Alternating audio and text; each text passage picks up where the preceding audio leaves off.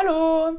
Aujourd'hui, j'aimerais te parler du mot le plus long en allemand. Alors, peut-être que tu le connais, mais peut-être pas. Tu connais peut-être le mot le plus long en français, qui est anticonstitutionnellement, et qui a 25 lettres, ridicule par rapport au mot le plus long en allemand. On va le voir ensemble, puisque je te l'ai écrit sur ce magnifique panneau. Alors, attention. Voilà. Donaudampfschifffahrtselektrizitäten-Hauptbetriebswerk Bau unter Beamtengesellschaft. Oh. 79 lettres. Il est classifié parmi le Guinness des records pour le mot le plus long. Alors on en trouve en fait tout plein, si tu regardes sur internet, souvent ça commence un peu par la même chose et puis après il y a d'autres mots derrière parce qu'en fait en allemand, il n'y a pas vraiment de mot le plus long. On pourrait toujours rajouter quelque chose et c'est pour ça que souvent moi je dis que l'allemand c'est une langue Lego parce qu'en fait on met des briques ensemble, on assemble des briques et puis on crée des mots en mettant des concepts ensemble. Alors on va voir ça ensemble, t'inquiète pas. Je vais te le relire encore une fois, tu vois que même moi j'ai eu du mal, franchement il n'est pas évident. Et puis demande à des Allemands de lire, je crois qu'ils vont galérer aussi. Donaudampfschifffahrtselektrizitäten Hauptbetriebswerkbau unter Beamtengesellschaft. Il faut vraiment que je le regarde, hein, j'arrive pas à le faire par cœur. En fait, déjà pour comprendre ce que ça veut dire ce truc-là, alors on pourrait le traduire globalement en français. Alors pareil, il faut que je regarde mon ordi parce que laisse tomber la traduction. L'association pour les fonctionnaires subalternes de la direction du siège social des services électriques de bateaux à vapeur du Danube. Le Danube, oui, j'ai un peu le débouché. Le Danube, un fleuve là, hein, qui traverse toute l'Europe. D'accord, ça va, c'est à peu près une vingtaine de mots en français pour faire un mot en allemand, et sinon tout va bien. Alors, en fait, pour comprendre donc ce mot, il faut commencer par la fin. Et en fait, d'ailleurs, c'est souvent ce qui fait peur aux Français. Ils disent « Ouais, les Allemands, on comprend rien avec leur verbe qui vient toujours à la fin. Il faut toujours écouter la phrase en entier pour comprendre ce que la personne veut dire. » Oui, c'est pas faux. Et d'ailleurs, dans les mots, c'est un peu ça. C'est-à-dire qu'en fait, c'est toujours le dernier mot qui va déterminer aussi le genre. Parce que là, donc, on a plusieurs concepts là-dedans, plusieurs mots qu'on va voir ensemble. Mais c'est le dernier mot, Gesellschaft. Donc c'est... Oh là, mon rouge, il veut pas écrire. Hop.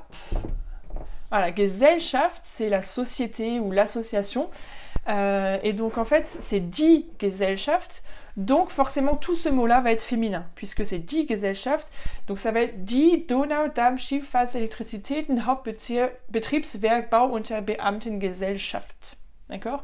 Et c'est l'association des fonctionnaires subalternes, puisque Beamten, der Beamte, c'est le fonctionnaire. Moi j'étais fonctionnaire pendant 3 ans en Allemagne. En tant que prof des écoles, mais ça c'est ma vie. Donc der Beamte, c'est le fonctionnaire. Der Unterbeamte, c'est le fonctionnaire subalterne. Unter, tu sais, je t'en ai parlé dans une vidéo de ces prépositions changeantes, les Wechselpräpositionen. Donc on a über et unter. D'accord? Donc Unterbeamte, du coup, c'est le fonctionnaire subalterne qui est en dessous en fait. Hein. Unterbeamte. Alors on ne peut pas vraiment lui mettre de couleur, puis c'est pas un nom, il n'a pas de genre. C'est une préposition qui est ici utilisé pour préciser que c'est un fonctionnaire subalterne. Donc, Unterbeamte. Alors, ici, on a des Betriebswerk. Et puis, on a aussi le Bau. Donc, ça, c'est tout ce qui est la construction. Donc, Betriebswerk, c'est tout ce qui est aussi... voilà, voilà, comment on pourrait dire, le siège social, Hauptbetriebswerk, enfin, de toute façon, voilà, on va pas maintenant rentrer dans le détail de chacun des mots, mais c'est der Bau... c'est das Betrieb, si je ne me trompe pas. Qu'est-ce qu'on a? Alors, de toute façon, moi je voulais surtout qu'on se concentre sur le début parce qu'après, sinon ça va être trop prise de tête. Donc, on a déjà, on va recommencer par le commencement. On a die Donau. Alors, je la mets en rouge puisque donc le Danube. Ça se dit en allemand die Donau. Et d'ailleurs, la plupart des fleuves allemands ont le genre féminin. Ça aussi, tu le sais si tu as vu ma dernière vidéo, der, die, das, comment savoir quel article choisir. Donc, die Donau, c'est le fleuve du Danube, c'est pas le Danube, mais c'est die Donau, il a le genre féminin. Ensuite, on a die Fahrt. Tu connais le verbe fahren, qui est... se déplacer, rouler, alors rouler en véhicule, d'accord, ich fahre Auto, ich fahre Fahrrad, d'ailleurs dans Fahrrad, le vélo, on a aussi fahren, donc c'est tout ce qui est se déplacer avec un véhicule. Donc là, on a die Fahrt, mais qui est précisé parce que on a devant Schiff, donc c'est das Schiff, le bateau, avec 2 F, das Schiff et die Fahrt. Donc normalement il devrait même y avoir 3 F, mais d'après la dernière réforme de l'orthographe allemande, du coup il n'y a plus que 2 F. On n'écrit pas Schiff, Fahrt, Schiff, les 2 F de F plus les 2 F de Schiff plus le F de Fahrt. En fait on n'en fait que 2, d'accord? Donc die Schiff, Fahrt, c'est en fait une croisière à bateau, en fait un voyage en bateau, donc on pourrait traduire aussi par croisière. Là, vu la suite qui suit, on ne parle pas d'une croisière comme la croisière s'amuse, hein, mais bon, die Schifffahrt, d'accord, le voyage en bateau.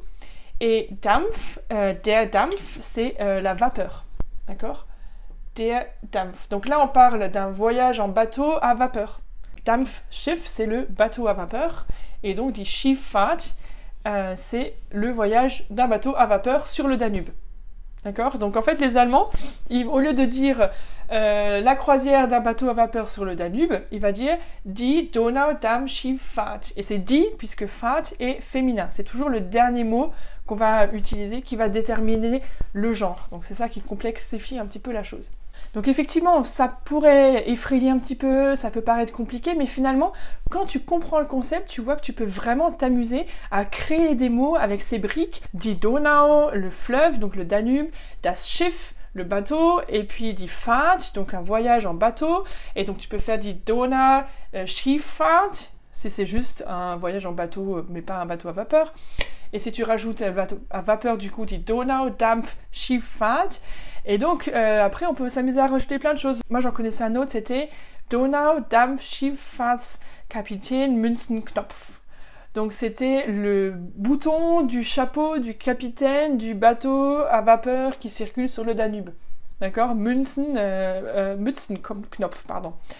Donc le bouton du chapeau du capitaine du bateau qui circule sur le Danube. En français, ça fait super relou, mais en allemand, en fait, on peut s'amuser vraiment à créer plein de mots. Et c'est ça qui est trop drôle. Et moi, en fait, souvent, je m'amusais à prendre des concepts et à essayer de créer des mots avec. Alors des fois, les Allemands, ils me disaient, non, en fait, ça marche pas, tu peux pas. Ah d'accord, ok. Mais en fait, on s'amuse, qu'on essaie de créer des trucs. Et puis, tu peux le retrouver dans plein de choses. Alors, je vais te montrer un autre exemple. Par exemple, en allemand, on a die Geburt, c'est la naissance. D'accord? Je vais le mettre juste en rouge, je vais pas mettre l'article. Geburt, c'est la naissance, d'accord? On a le jour en allemand, tu sais, certainement, c'est der Tag. D'accord? Le jour. Du coup, eh ben avec ça, qu'est-ce qu'on va faire? On va faire der Geburtstag, le jour de la naissance. On rajoute un petit S pour lier parce que Geburtstag, ça irait pas, donc on rajoute un S ici pour dire der Geburtstag, d'accord? Et bien sûr, le T va devenir minuscule. Der Geburtstag, d'accord? Donc c'est le jour de la naissance. Maintenant, on pourrait s'amuser à faire avec le gâteau, par exemple. Le gâteau, alors le jour de la naissance, c'est aussi l'anniversaire, d'accord? Maintenant, si on veut parler du gâteau d'anniversaire, le gâteau en allemand, c'est der Kuchen. Hop. Et donc, si c'est le gâteau d'anniversaire, on va faire der Geburtstagskuchen. Donc, on va rajouter là aussi, parce que Geburtstagskuchen, ça serait un peu compliqué. Donc, on rajoute le S pour que ce soit plus facile à dire à l'oral. Et donc, bien sûr, ça devait devenir un K minuscule. Der Geburtstagskuchen. Donc, c'est le gâteau du jour de la naissance, donc le gâteau d'anniversaire. Ou alors, on pourrait dire die Party. Bon, ça vient de l'anglais, hein, mais ça se dit beaucoup en allemand. Die Party, c'est la fête. Et donc, si on veut préciser que c'est la fête d'anniversaire, ben, on va simplement rajouter die Geburtstagsparty. Die Geburtstagsparty. Avec le même principe, on rajoute le petit S pour lier, pour que ce soit plus facile. Et puis, on remet en minuscule. Et donc, c'est toujours le dernier mot qui détermine le genre. C'est die Geburtstagsparty, parce que c'est die Party. Et c'est der Kuchen, donc c'est der Geburtstagskuchen. Ok? Une fois que tu as compris ça, bah, tu peux t'amuser à créer tout plein de mots. Alors, je te mets au défi dans les commentaires propose-moi des petits mots Lego que tu as créés peut-être à partir de mots que tu connais, ou peut-être un mot Lego que tu connais. Alors c'est moi qui appelle ça les mots Lego, hein, parce que c'est le principe, voilà, de prendre des briques, de les accumuler ensemble.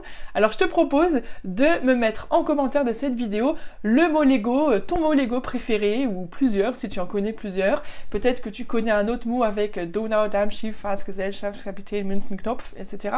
Donc tu peux me le noter aussi dans les commentaires de cette vidéo. Si c'est un mot que quelqu'un a déjà noté, n'hésite pas à le remettre, il n'y a pas de souci.